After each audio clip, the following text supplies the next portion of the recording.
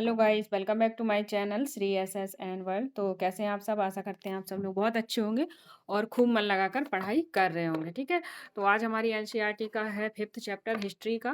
तो इससे भी एक आध क्वेश्चन आ जाते हैं, क्योंकि इसमें क्या है कि आपको स्थापत्य कला वगैरह के बारे में पढ़ना पड़ेगा और इमारतें, किसने कौन से मंदिर बनवाए, कौन सी इमारतें बनवाई, तो इन चीज़ों के बारे में हमें पढ़ना है। तो इससे में ज़्यादा समझने की चीज़ें नहीं है, बेसिकली हमें उन्हें लर्न ही करना पड़ता है।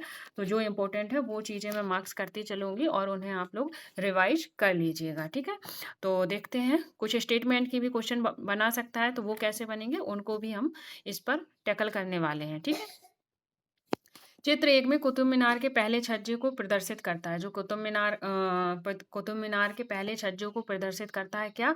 चित्र एक। तो ये देखो, ये आपको छज्जा दिखाई दे रहा होगा, ये पहला छज्जा है ये। ठीक है, तो ये पहला छज्जा दिखाई दे रहा है ना ये वाला। ठीक है, तो चित्र एक में पहले छज्जे को प्रदर्शित करता है। फिर कुतुबुद्दीन ऐबक ने लगभग 1199 में इसका निर्माण करवाया था। तो पहला क्वेश्चन क्या बन जाता है? कुतुब मीनार का निर्माण किसने करवाया था?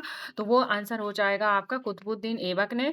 और अगर सन पूछता है तो वो 1199 में इसका निर्माण करवाया था। इसके छज्जे के नीचे छोटे छोटे मेहराब तथा ज्यामितीय रूपरेखाओं द्वारा निर्मित नमूने को देखें। यानी कि जो छज्जा है, छज्जा के नीचे क्या है? छोटे छोटे मेहराब हैं, जो कि ज्यामितीय रूपरेखाओं के नमूने में हैं। कैसे हैं? देखो ये देखो, ये आपको ये छोटे-छोटे मेहराब दिख रहे हैं ऐसे। तो इस कटाव में, यानी कि इस कटाव में जो बनते हैं ना ऐसे पान के आकृति में, वो मेहराब ही कहलाते हैं। तो ये क्या है? ये छोटे-छोटे मेहराब बने हुए हैं। ठीक है? तो फिर आगे बढ़ेंगे, ध्यान से सुनना। ये स्टेटमेंट में क्वेश्चन डाल सकता है कि कुतुब मीनार के पहले छज्जे के नीचे छोटे-छोटे मेहराब किस आकृति में बने हुए हैं? तो वो ज्यामितीय रूपरेखाओं में बने हुए हैं। ठीक है? तो इम्पोर्टेंट हो जाता है, इस चीज़ का आप ध्यान रखेंगे।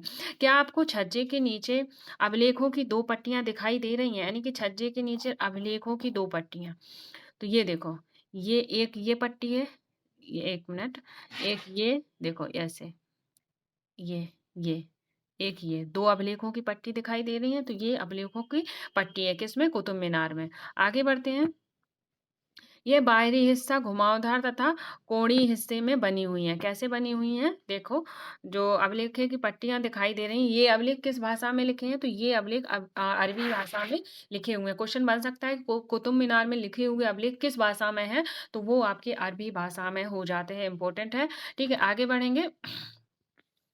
गौर करें कि मीनार का बाहरी हिस्सा घुमावदार तथा कोणीय है। ऐसी सतह पर अभिलेख लिखने के लिए काफी परिशुद्धता की आवश्यकता होती है। यानी कि आप देख पा रहे होंगे, एक जो अभिलेखों का जो वो बना है, तो एक ऐसे घुमावदार बना हुआ है, उभरा हुआ है, ठीक है, और एक ऐसा त्रिकोणीय टाइप का बना हुआ है।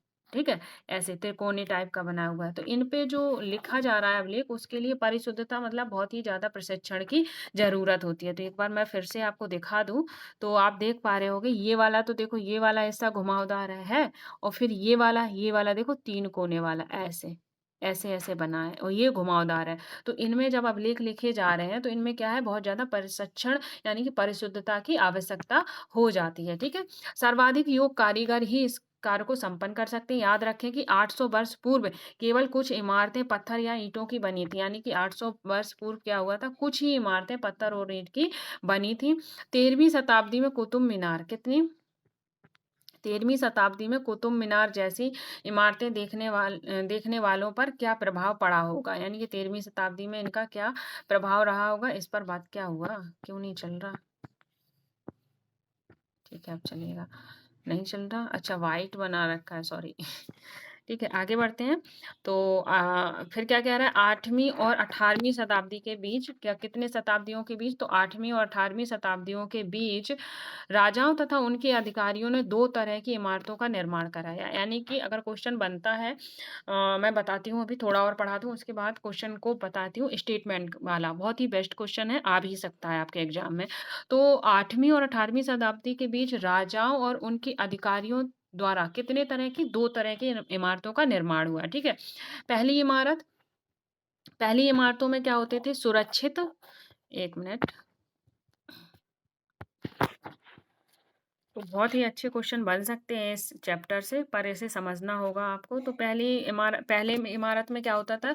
सुरक्षित और संरक्षित। कैसे? सुरक्षित और संरक्षित तथा इस दुनिया और दूसरी दुनिया में आराम विराम की भव्य जगहें, किले, महल, मकबरे थे, ठीक है? और दूसरी श्रेणी में क्या हो जाते हैं आपके, दूसरी श्रेणी में मंदिर, मस्जिद, हौज, कुएं, सराय, बाजार जैसे जनता के उपयोग की इमारतें थी, ठीक है? तो इस चीज का आप ध्यान रखेंगे। अब क्वेश्चन कैसे बनेगा उसको मैं अभी आपको क्लियर करती हूँ। तो यहाँ हमने पढ़ा था कि 8वीं से 18वीं शताब्दी के बीच राजाओं और उनके अधिकारियों ने दो तरह की इमारतें बनाई। अगर क्वेश्चन बनता है कि हौज मंदिरों का निर्माण केवल राजाओं ने करवाया है, तो ऑप्शन आपका स्टेटमेंट रॉन्ग हो जाएगा। अगर स्टेटमेंट आता है कि हौज, मंदिर, बाजार इनका निर्माण राजाओं तथा उनके अधिकारियों द्वारा कराया गया है, तो ये स्टेटमेंट आपका राइट हो जाएगा। तो ये बहुत ही इंपॉर्टेंट स्टेटमेंट हो जाता है। पहली तरह की इमारतों में क्या थे, पहली तरह की इमारतों में क्या हो जाते हैं, सुरक्षित और तथा संरक्षित तथा इस दुनिया और दूसरी दुनिया में आराम विराम की भव्य जगहें, किले, महल, मकबरे थे। और दूसरी श्रेणी में क्या आते हैं आपके, मंदिर, मस्जिद, हौज, कुएं, सराय तथा बाजार जैसी जनता के उपयोग की चीजें क्या आती थी, दूसरे उसमें श्रेणी में आ जाती थी, ठीक है? अब पहले चैप्टर पर फिर से चलेंगे, क्योंकि हमने ये बॉक्स छोड़ा है जो कि बहुत ही इंपॉर्टेंट है, इससे क्वेश्चन आने के फुल चांसेस रहते हैं, ठीक है? तो कह रहा है कि कुतुब मीनार कितने मंजिली थी, तो कुतुब मीनार आपकी 5 मंजिली थी, पहला क्वेश्चन। अभिलेखों की पट्टियां इससे पहले छज्जे के नीचे, यानी कि जो अभिलेखों की पट्टियां इसके पहले छज्जे के नीचे, इस इमारत की पहली मंजिल का निर्माण किसने करवाया था, तो इस इमारत का पहली मंजिल का निर्माण कुतुबुद्दीन ऐबक ने करवाया था। अगर क्वेश्चन बनता है कि कुतुब मीनार की पहली मंजिल का निर्माण किसने करवाया था, तो वो कुतुबुद्दीन ऐबक हो जाते, ठीक है? तथा शेष मंजिल का, यानी कि 5 मंजिला इमारत है, 5 में से एक तो कुतुबुद्दीन ऐबक ने करवा दिया निर्माण। फिर जो शेष 4 मंजिल हैं उनका निर्माण किसने करवाया, तो शेष 4 मंजिल का निर्माण किसने करवाया, शेष 4 मंजिल का निर्माण इल्तुतमिश द्वारा करवाया गया था। कब, 1229 ईस्वी में, ठीक है? 1229 ईस्वी के आसपास में इल्तुतमिश द्वारा करवाया गया था, ठीक है? कई बार क्या हुआ, ये आंधी तूफान भूकंप वगैरह आए, जिससे क्या हुआ जी, ये जो इमारत है वो क्या हो गई, क्षतिग्रस्त हो गई। फिर इसकी मरम्मत कराई गई। तो मरम्मत किसने करवाई थी, तो वो हो जाते हैं आपके अलाउद्दीन खिलजी, मोहम्मद तुगलक, फिरोज शाह तुगलक तथा इब्राहिम लोदी। तो बहुत ज्यादा इंपॉर्टेंट क्वेश्चन बन जाता है, इससे 4-5 प्रकार के क्वेश्चन बन रहे हैं छोटे से बॉक्स से, तो इस चीज का ध्यान रखेंगे। पहला क्वेश्चन बनता है कि कुतुब मीनार का निर्माण किसने करवाया, कुतुबुद्दीन ऐबक ने। और पहली मंजिल का निर्माण किसने करवाया, कुतुबुद्दीन ऐबक ने। और जो शेष 4 मंजिल थी उसका निर्माण इल्तुतमिश ने करवाया था, ठीक है? फिर उसकी मरम्मत किसके द्वारा हुई, अलाउद्दीन खिलजी, मोहम्मद तुगलक, फिरोज शाह तुगलक एंड इब्राहिम लोदी ने इनकी मरम्मत कराई थी। इल्तुतमिश ने 1229 में इसका निर्माण करवाया था, और कुतुबुद्दीन ऐबक ने 1199 में इसका निर्माण करवाया था। तो आई होप आपको चीजें क्लियर हो रही होंगी। अगर चीजें क्लियर हो रही हैं तो लाइक शेयर सब्सक्राइब करना ना भूलिए, और एक प्यारा सा कमेंट जरूर कीजिएगा। अगर समझ में चीजें आ रही हैं तो यस यस कमेंट कर दीजिएगा, ठीक है? आगे बढ़ते हैं।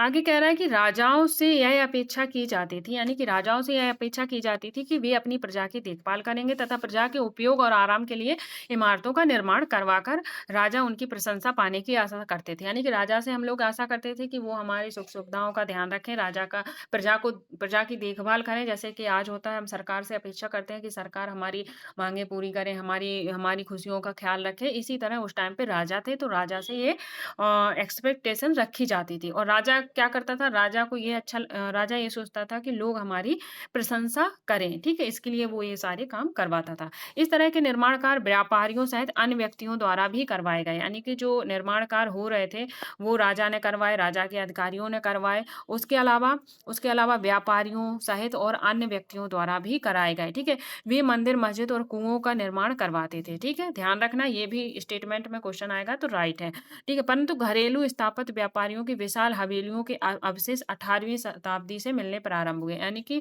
क्या कह रहा है कि व्यापारियों की विशाल हवेली, यानी कि व्यापारी की पहले जो व्यापारी लोग थे उनकी पहली विशाल हवेली देखने को नहीं मिल रही थी, लेकिन 18वीं शताब्दी से उनकी भी विशाल हवेली देखने को मिलना शुरू हो गई थी, ठीक है? आगे बढ़ते हैं।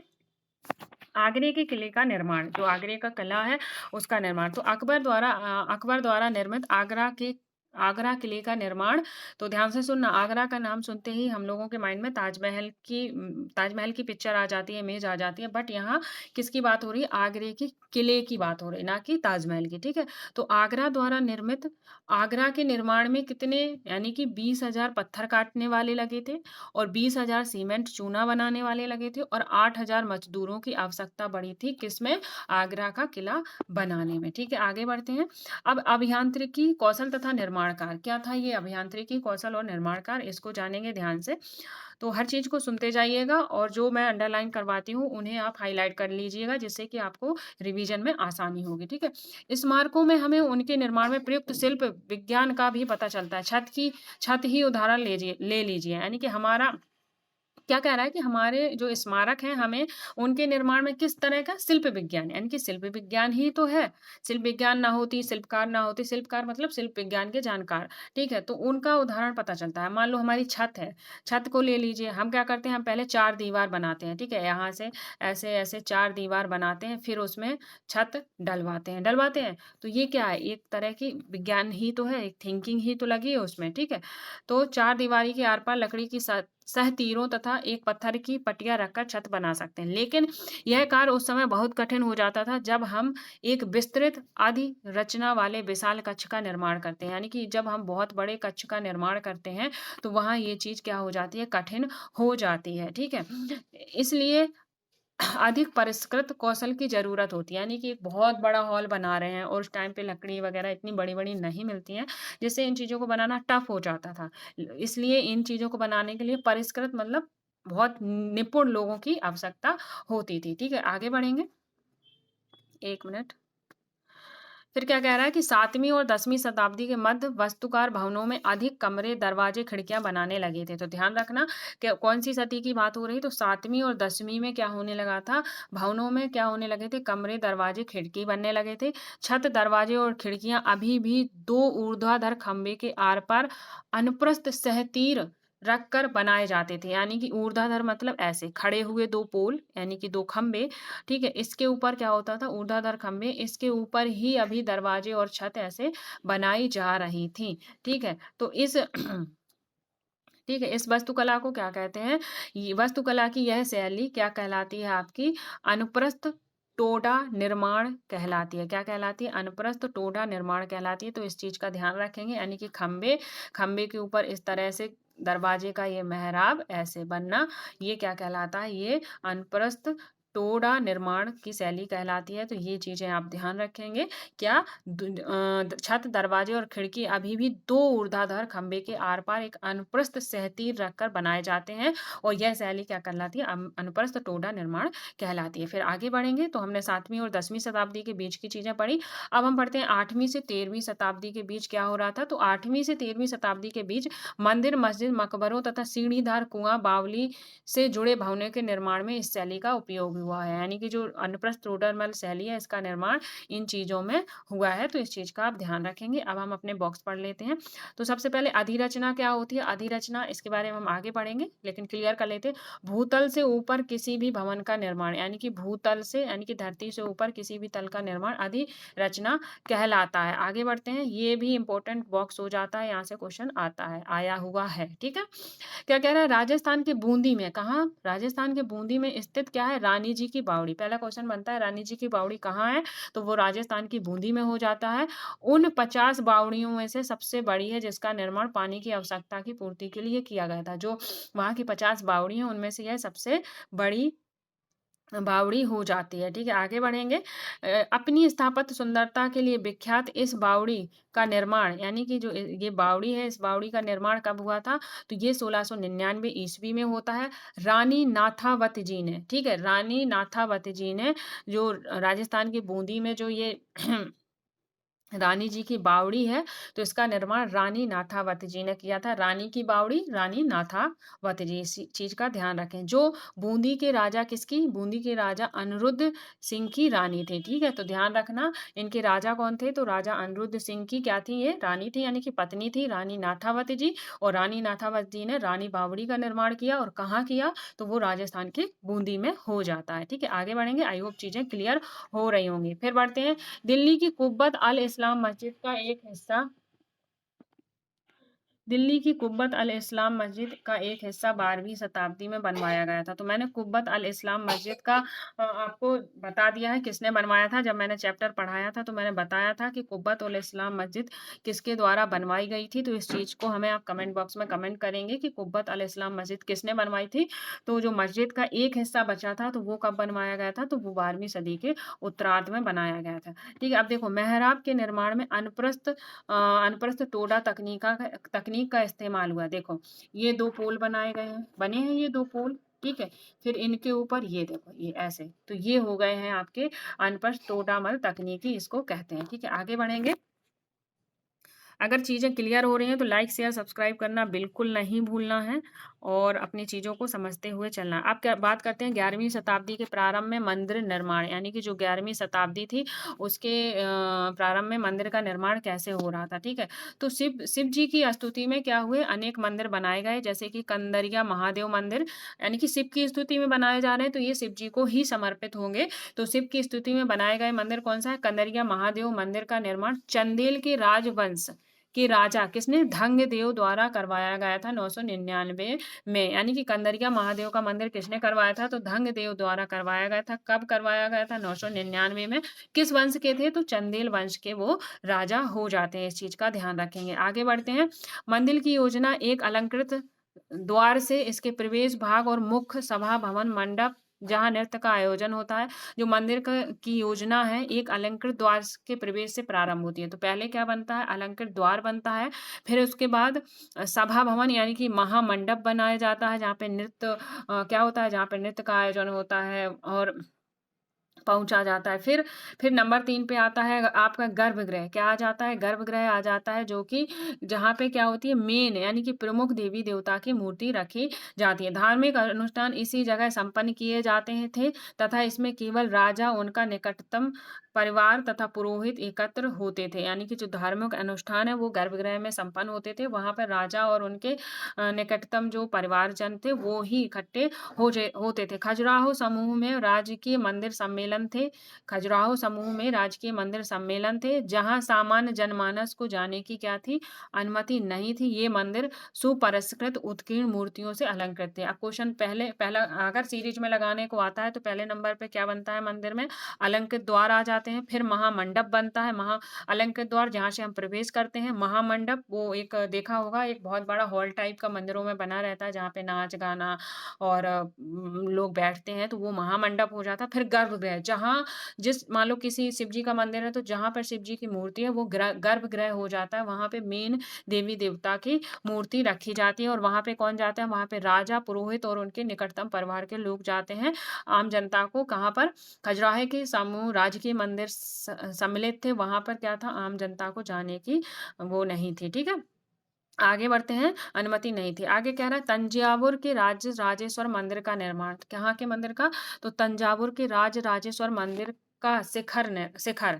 तो ये देख पा रहे होगे आप, ये तंजावुर का राजेश्वर मंदिर का शिखर है, दिख रहा है। ठीक है, आगे बढ़ते हैं। तो उस समय के मंदिर में सबसे ऊंचा था, यानी कि उस समय ये तंजावुर का राजेश्वर मंदिर बहुत ही ऊंचा था। इसका निर्माण कार्य आसान नहीं था क्योंकि उन दोनों कोई क्रेन नहीं थी। शिखर के शीर्ष पर 90 टन तक का पत्थर ले जाना इतना भारी होता था, यानी कि जो 90 टन का पत्थर है उसे ले जाना ही भारी होता था कि उसे व्यक्ति अपने आप उठाकर नहीं ले जा सकता। इसके लिए उसके काम के लिए वास्तुकार ने मंदिर के शीर्ष तक पहुंचने के लिए क्या बनवाया था, एक चढ़ाईदार रास्ता बनवाया था। स्टेटमेंट में ये लाइन डाल सकता है, ध्यान रखना। राजेश्वर मंदिर के निर्माण में पत्थरों को ऊपर ले जाने के लिए, यानी कि शिखर के निर्माण में पत्थरों को ऊपर ले जाने के लिए एक चढ़ाईदार रास्ता बनाया गया था। तो राइट हो जाएगा। ठीक है, आगे बढ़ते हैं। रोलर द्वारा भारी पत्थरों को इस रास्ते के ऊपर ले जाते थे। इस काम के लिए 4 किलोमीटर से ज्यादा पथ तैयार किया जाता था। कितने पथ का, 4 किलोमीटर का ज्यादा पथ तैयार किया जाता था जिससे चढ़ाई बहुत खड़ी ना हो। मंदिर बन जाने के बाद इसे गिरा दिया गया। जब ये मंदिर बन गया तो ये चढ़ाईदार रास्ता क्या हुआ, चढ़ाईदार रास्ते को गिरा दिया गया। ये भी लाइन इंपॉर्टेंट हो जाती है, ध्यान रखना। ठीक है, आगे बढ़ते हैं। लेकिन उस क्षेत्र के लोग मंदिर निर्माण के अनुभव का काफ़ी लंबे समय तक याद रखा। आज भी मंदिर के पास के गाँव को चारूपल्लम कहा जाता है। क्या कहा जाता है? चारूपल्लम कहा जाता है, जिसका अर्थ होता है चढ़ाईदार रास्ता। बहुत इम्पोर्टेंट है, ध्यान रखना। चारूपल्लम यानी कि वो जहाँ वो गाँव बन गया है तंजावुर के पास, वो उसे क्या कहा जा रहा है? चारूपल्लम। और चारूपल्लम का अर्थ होता है चढ़ाईदार रास्ता। ठीक है? तो राजराजेश्वर मंदिर, तंजावुर के राजराजेश्वर मंदिर का शिखर का निर्माण इस तरह हुआ था। ठीक है? आगे बढ़ते हैं। अगर चीज़ें समझ में आ रही हैं तो लाइक, शेयर, सब्सक्राइब करना बिल्कुल ना भूलें। और आगे बढ़ते हैं। 12वीं शताब्दी में 2 प्रौद्योगिकीय एवं 12वीं शताब्दी में 2 प्रौद्योगिकी एवं शैली संबंधी परिवर्तन दिखाई दिए। यानी कि जो 12वीं शताब्दी थे उसमें कौन-कौन से 2 प्रौद्योगिकी और शैली संबंधी परिवर्तन दिखाई दिए। पहला क्या था? दरवाजों पर, खिड़कियों के ऊपर की अधिरचना पर भार का भी कभी मेहराब पर डाल दिया जाता था। जो दरवाजे थे और खिड़कियों के ऊपर की जो अधिरचना थी का भार कभी-कभी क्या होता था? मेहराबों पर डाल दिया जाता था। वास्तुकला का यह चापाकार रूप था। कैसा था? चापाकार रूप था। तो आप देख पा रहे होंगे ये ये मेहराब है।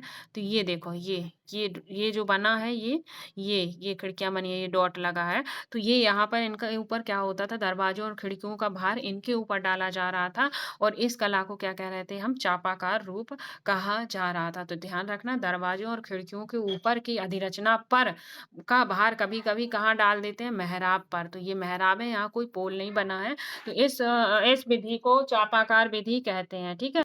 मेहराब का विशुद्ध रूप, मेहराब के मध्य डॉट अधिरचना के भार को मेहराब की आधारशिला पर डाल देता है। यानी कि जो मेहराब का विशुद्ध रूप है, मेहराब का डॉट अधिरचना भार को मेहराब की आधारशिला पर डाल देता है। तो अधिरचना हमने पढ़ी थी जो भूतल से ऊपर, यानी कि भूतल से ऊपर। तो ये जो आप देख पा रहे हो, ये डॉट दिख रहा है ना, तो ये भूतल से ऊपर ही तो बना है। इसके ऊपर ही इन्होंने ये खिड़कियाँ, दरवाजे का भार डाल रखा है। तो इसी को हम क्या कहते हैं? चापाकार रूप कहते हैं इस शैली को। ठीक है? तो इस चीज़ का ध्यान रखेंगे। आगे बढ़ते हैं। निर्माण कार्य में चूना, पत्थर, सीमेंट का प्रयोग बढ़ गया था। जो निर्माण कार्य हो रहे थे तो उसमें क्या हुआ? दूसरे नंबर पे क्या बढ़ रहा था? चूना और पत्थर, सीमेंट का उपयोग बढ़ रहा था।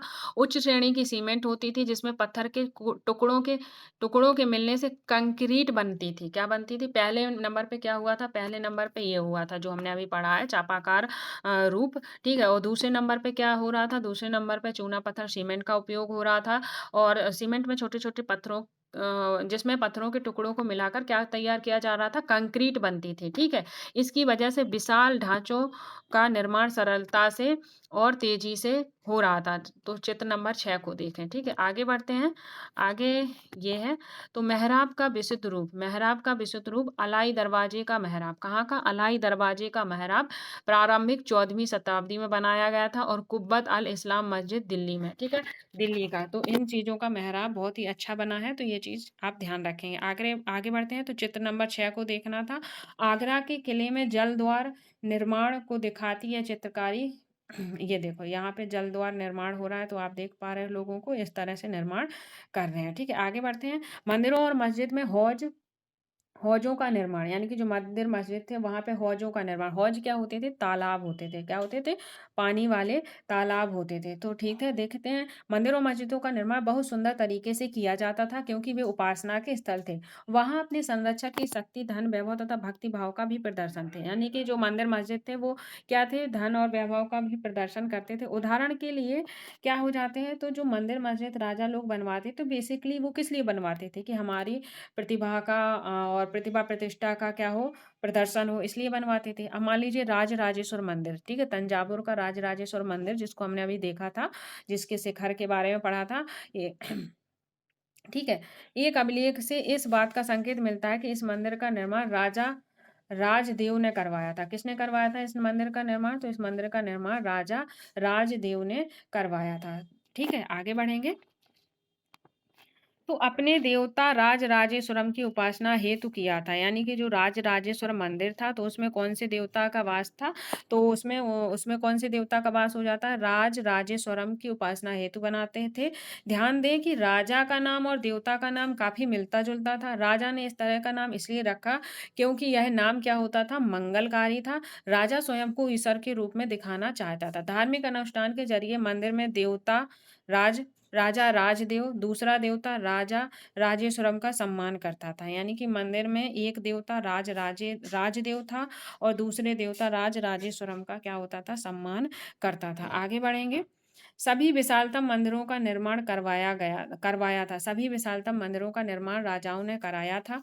मंदिर के अन्य लघु देवता शासक के सहयोगियों और अधीनस्थों के देवी देवता थे, यानी कि मान लो मंदिर में एक गर्भगृह में क्या होते हैं, मेन देवता हैं, उन्हों का निर्माण कौन करवा रहे थे, लोग करवा रहे थे। पर जो लघु देवता शासक के सहयोगी तथा अधीनस्थों के देवी देवता थे, यानी कि जो छोटे छोटे देवी देवता और मंदिर में बैठे रहते हैं ना, तो वो किसके थे, वो सहयोगी और अधीनस्थों के देवी देवता हो जाते हैं। ठीक है। यह मंदिर शासक और उसके सहयोगियों द्वारा शासित विश्व का एक लघु रूप ही था। जिस तरह से वे राजकीय मंदिर में इकट्ठे होकर अपने देवताओं की उपासना करते थे, ऐसा प्रतीत होता था कि मानो उन्होंने देवताओं के न्यायप्रिय शासन को पृथ्वी पर क्या कर दिया हो, ला दिया हो। ठीक है, आगे बढ़ेंगे। मुसलमान सुल्तान तथा बादशाह द्वारा भगवान के अवतार होने का दावा तो नहीं किया गया, यानी कि जो मुसलमान थे, सुल्तान थे, बादशाहों द्वारा क्या किया गया, भगवान का अवतार होने का दावा नहीं किया गया है। किंतु फारसी दरबारी इतिहासकार सुल्तान का वर्णन, यानी कि जो फारसी दरबारी इतिहासकार सुल्तान का वर्णन अल्लाह की परछाई के रूप में किया गया। किसके रूप में, अल्लाह की परछाई के रूप में किया गया है। तो इसका अर्थ क्या होता था, दिल्ली के एक मस्जिद के अभिलेख से पता चलता है कि अल्लाह ने अलाउद्दीन को